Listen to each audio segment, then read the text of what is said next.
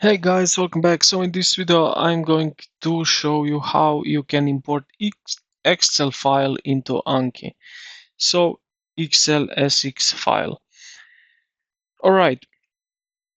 Now we have two options. So let's go through both of them. So the first one, this one is, let's say, most reliable method and doesn't require any extra software. So what you need to do, just a moment, I will open up the Excel file. Just a moment, like that. All right. Now, what we can do here is basically we can save this Excel file to CSV. So file, save as, what is it? Okay.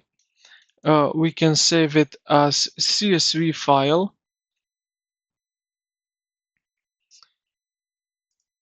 And enable saving, yes. We will save it, save as, browse, and I will select here the CSV. So where it is, we just need to find it. So like this one, for example, and then click save. Okay, so now we have this file in also in CSV. And what we can do now here in Anki is go here to the import file, and then you will see it here like that. And we have now here our Excel file in Anki. All right, as you can see. Now the option number 2 is basically that we add on.